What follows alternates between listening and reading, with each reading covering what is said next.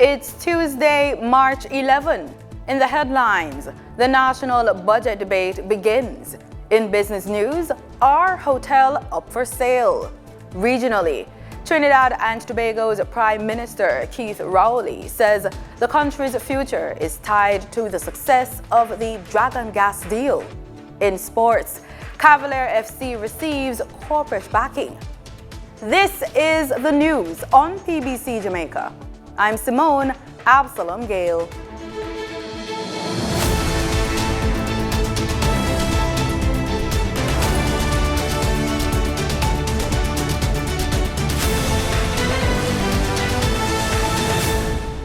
Finance Minister Favour Williams is set to open the 2025-2026 budget debate this afternoon in the House of Representatives. This marks her first appearance in the budget debate since succeeding Dr. Nigel Clarke as Finance Minister late last year. The presentation will be broadcast live on PBCJ, with the debate concluding on Tuesday, March 25, when Minister Williams delivers the closing presentation. Key government and parliamentary opposition figures will also contribute to the debate. Opposition spokesman on finance, planning, and the public service, Julian Robinson, will present this Thursday, followed by Leader of the Opposition, Mark Golding, on Tuesday, March 18. Prime Minister Dr. Andrew Holness is scheduled to make his presentation on Thursday, March 20. The Minister of Science, Energy, Telecommunications and Transport, Daryl Vaz, continues to condemn the theft of telecommunication equipment. Speaking at a parliamentary standing finance committee recently, he shared a report from one unidentified telecommunication provider, which stated that a recent theft left customers across the island without service and cost the company thousands of dollars. In excess of 200,000 to 32 million Jamaican dollars worth of damage was occasioned to the network because of this action. And this figure does not take into account the costs associated with having to mobilize a crew to work assiduously to have the fiber repaired within the day, nor the impact of the thousands of customers who were affected. He says the ministry and the government are taking these incidents seriously, and law reform penalties will be tabled in Parliament this year with stronger penalties. Recommendations have been referred to the Legislation Committee of Parliament to increase the fines and custodial sentences under the Telecommunications Act for offences such as trespassing upon a telecommunications facility, meddling, interfering, or tampering with or otherwise cause harm to the facility. The current fines will now be increased, with more stringent fines being imposed on repeat offenders and even a greater opportunity to punish the perpetrator with an option to have their matters heard before the circuit court. Rock Mobile, the country's third domestic telecommunications provider, is set to begin operations this year after fulfilling the conditions outlined in its license. Telecommunications Minister Daryl Vaz provided the update in Parliament recently, revealing that Rock Mobile has been granted a final 12-month extension to launch its services, along with a 12-month deferral for the payment of its annual spectrum license. In 2024, Rock Mobile was given a further final 12-month extension to roll out its services to the public, as well as a deferral of 12 months for the payment of annual spectrum license. Rock Mobile, chaired by Bruce Bowen, was awarded spectrum in the 600 MHz band in 2021. Although the company initially aimed for a full service rollout within 2 years, delays caused by the pandemic and supply chain issues led to the extension. Tax Administration Jamaica, TAJ, now collects nearly 80% of its revenue through online platforms, a development that has significantly reduced in-office transactions.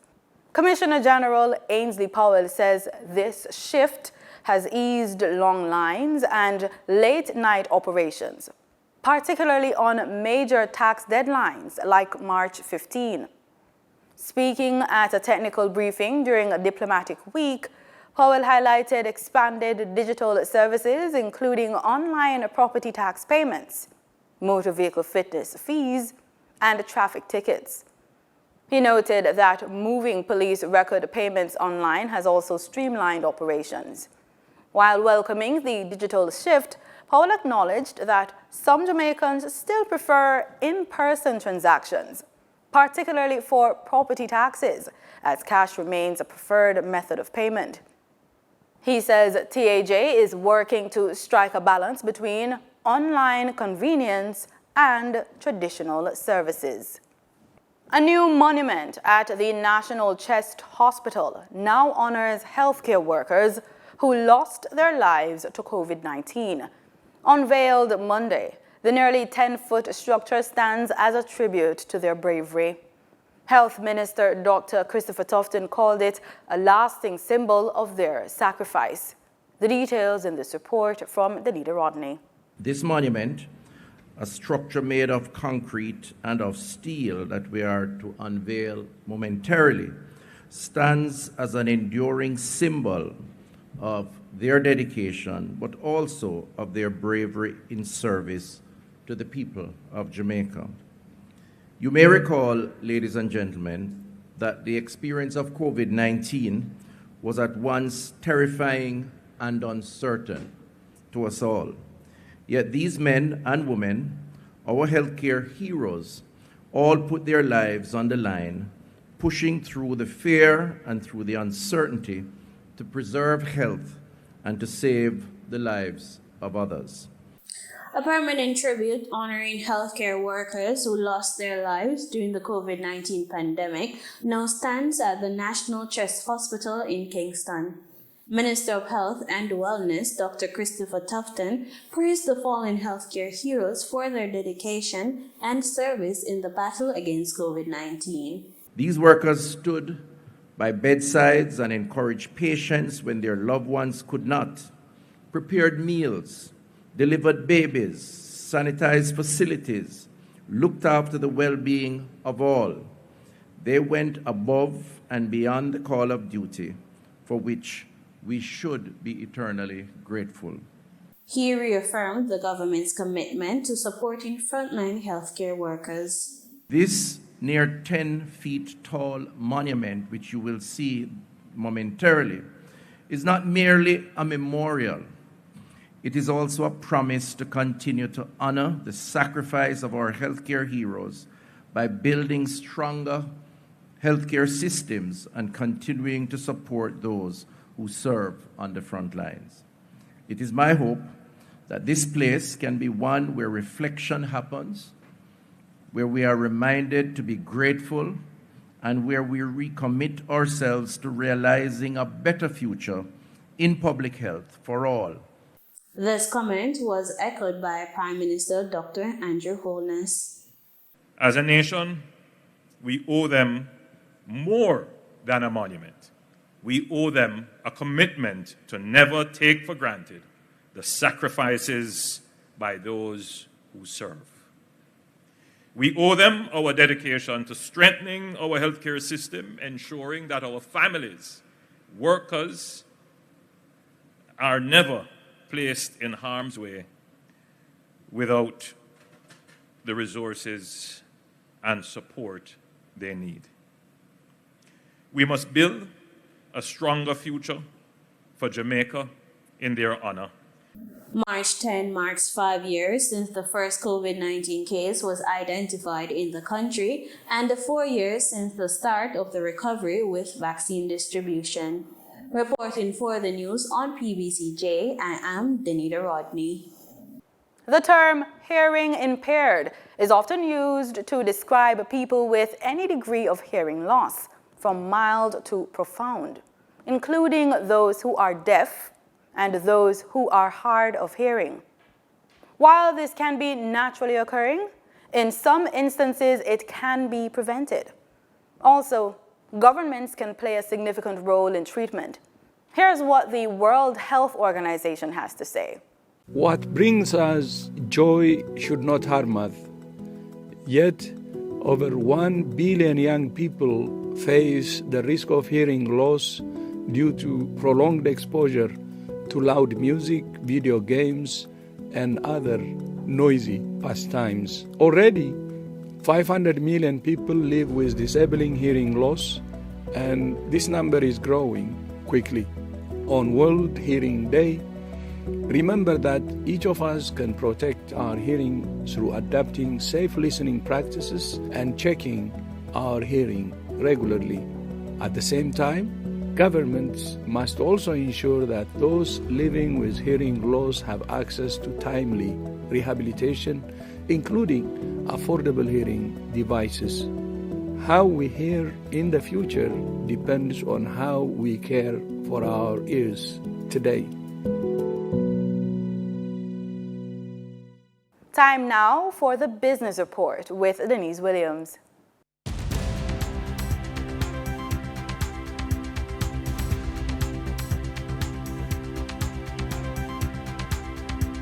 Welcome to today's Business Report.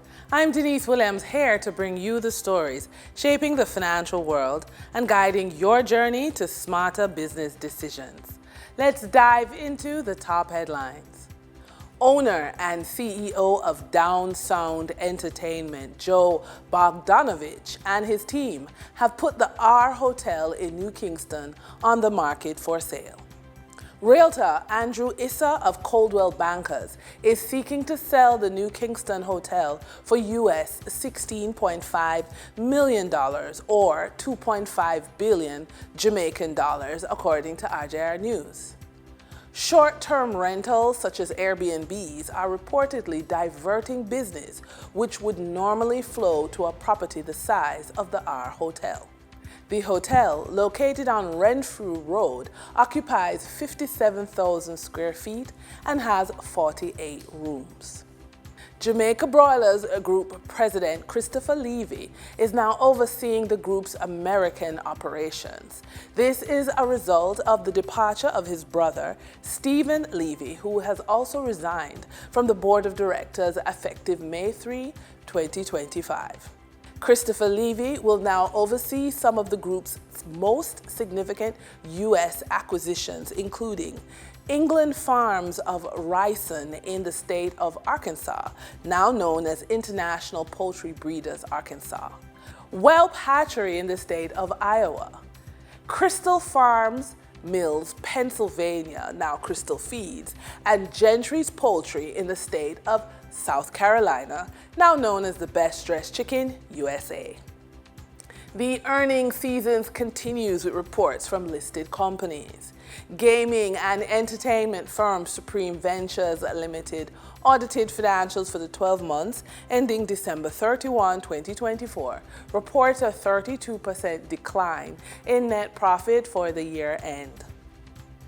Private banking firm MFS Capital Partners Limited unaudited financials for the 6 months ended December 31, 2024 reports 6 months net profit of $50.67 million.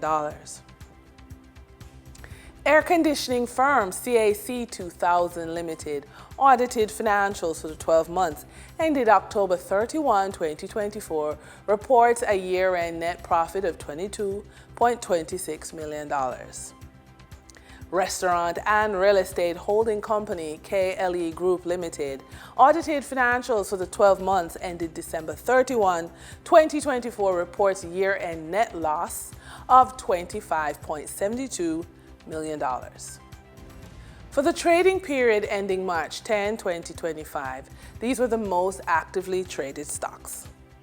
Toll road operator Trans-Jamaican Highway Limited with 3,574,407 units traded, representing 19.85% of market sales volume.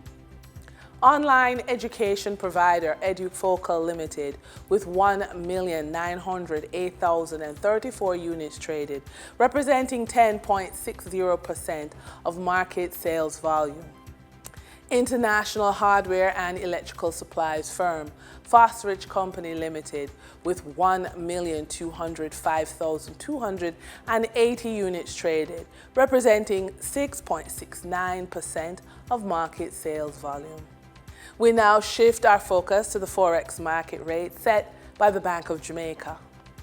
On March 10, 2025, the Bank of Jamaica reported US $59.73 million purchased and US $54.93 million sold by Forex traders.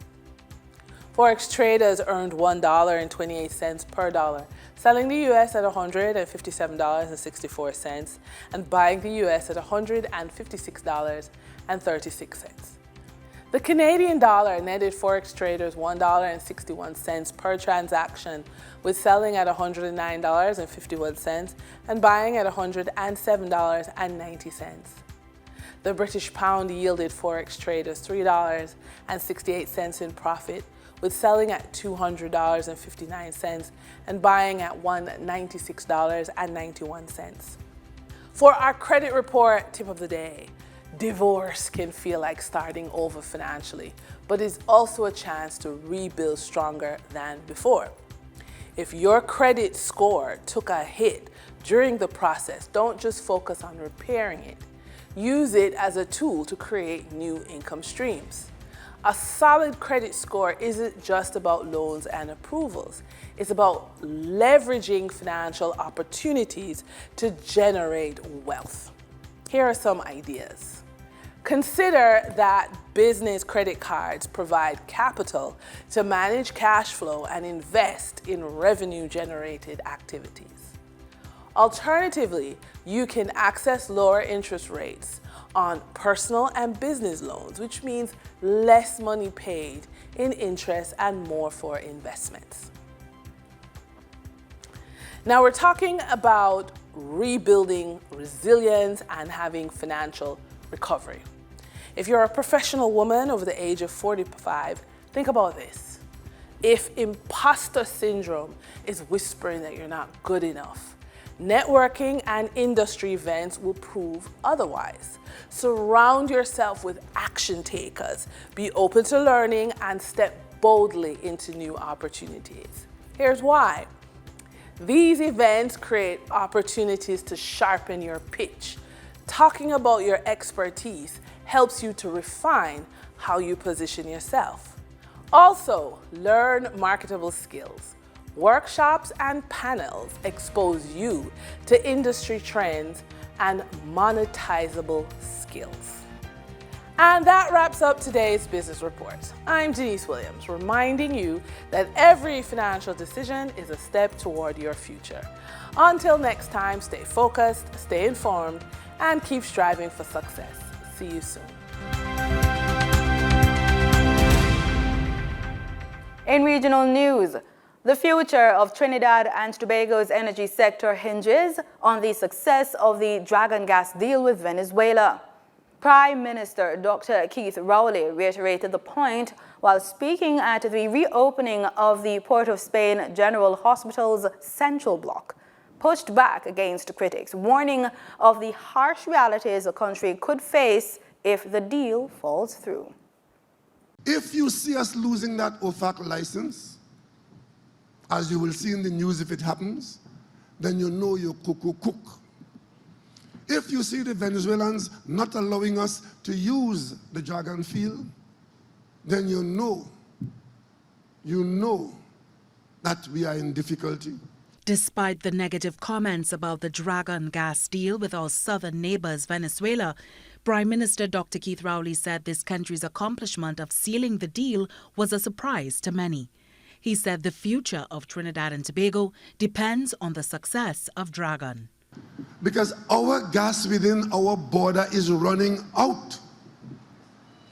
What will happen to Point Lisas, where we now depend so much on the activity of Point Lisas for our major revenue stream? What happens when the gas runs out? And it wouldn't run out in 8 years, you know. It will be running out along the way until by the 8th year or the 9th year, it's gone. But between now and then, as it gets less and less and less, the problem of insufficient gas equaling insufficient revenue, equaling not being able to pay for what you already owe or to do what you want to do, that is the calamity we'll be facing. He said the alternatives to keep the country's economy afloat, though available, will mean several changes that will affect our way of life. This is a country where in our national budget of $60 billion, $6 billion is cash handed out to people who have no other income. That's what's going to happen. This is the country where people have become accustomed to the government carrying their own bills through subsidies for water, electricity, medical care, education. So if you don't have a proper revenue stream, the sustenance of that. And for those who believe that you could go to the IMF and get money there, that's true. But you get the IMF money on conditions. The Prime Minister urged citizens to not take the work of the government on behalf of the people of Trinidad and Tobago for granted, but rather ensure that all the steps taken to preserve our way of life is continued. Ayana Carter, TTT News. The Barbadian government is taking bold steps to strengthen the island's climate resilience. Minister in the Ministry of Finance, Ryan Strawn, has announced a major boost to the newly renamed Resilience and Regeneration Fund, with $35 million set aside from the previous year's nominal GDP. The fund will also be supported by dormant accounts, though only those untouched for over 10 years. Additionally, changes are coming to the Catastrophe Fund with an increased contribution rate and a broader pool of contributors, including employers. With effect from April 1st, 2025, the following be introduced. Utilization of up to 50%, sir, of unclaimed and undistributed assets, including dormant accounts, in commercial banks, credit unions, and other deposit-taking institutions for use in the Resilience and Regeneration Fund to build climate resilience and regeneration activities. Increase the income eligibility threshold from $25,000 to $40,000, sir, for individual claims, and $60,000 as joint income for household claims, sir. Increase the claims grant for individuals, sir, and households from $150,000, sir, to $175,000, sir. 9, for the purpose of achieving the resilience target, sir, the provision for the rebuilding, regeneration, or repairs of houses defined as chattel houses will be expanded, sir, to include houses constructed from wall and other materials. Antigua and Barbuda is doubling down on its commitment to fair market practices and strong competition laws across the region. The pledge comes as the country hosts a high-level workshop on competition policy and law enforcement. The two-day event wraps up Tuesday at the Villa Community Center. Kim Emmanuel Baird reports. This critical seminar will aid in sustainable economic integration and allow an institutional competition body to be established in regional markets. It is being facilitated by the OECS Commission and the CARICOM Competition Commission. CARICOM Competition Commission representative Navia Ramsinder explains why this institutional body and regional policies are necessary. And that's in compliance with Chapter 8 of the Revised Treaty of Chaguaramas and also a requirement under the Revised Treaty of Bastille to ensure that our markets nationally and regionally can withstand the market effects of anti-competitive behavior from either regional players or international players. High-level stakeholders will assemble on both days to develop national policies and legislation that enforce compliance with competition law.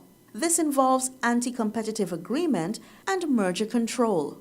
Minister for Foreign Affairs and Trade, the Honorable E.P. Chet Green, says the revised Treaty of Chaguaramas has provided the foundation for the Caribbean single market to unlock the region's full potential. Particularly Chapter 8 of the treaty, it mandates that all CSE member states enact national competition laws and establish competition authorities. It's not in the context that we're not just here as members of the trade ministry, but with the legal ministry as well. One of the main challenges faced in developing competition policies across the region is ensuring that requisite legislation is passed following consultations. Attorney General and Minister of Legal Affairs, the Honorable Stedroy Benjamin, assures participants Antigua and Barbuda stands ready to lead the way in this area once again. He reminded the audience it was the Twin Island state which pioneered the first Caribbean model sexual offense court in the sub-region. We piloted the family court, criminal prosecutions court, you name it.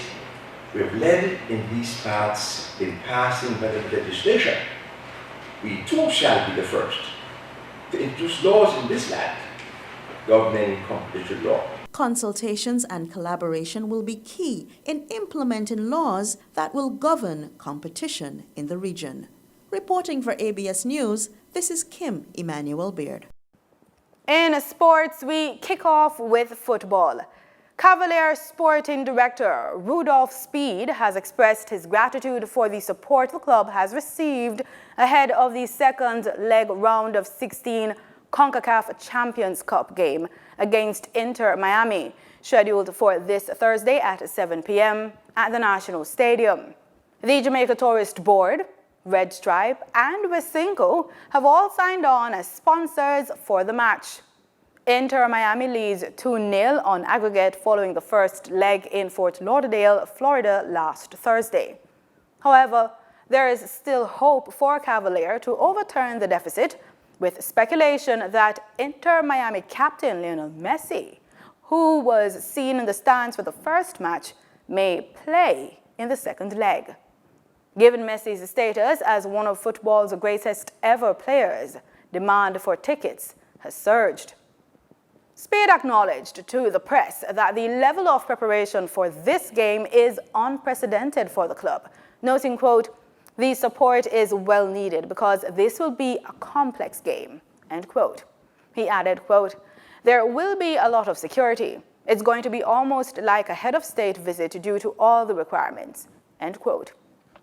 He says the costs associated with the event are also expected to be significant, with security, transportation, volunteers, logistics, and these costs will double the cost of any match hosted before. That's the news on PBCJ.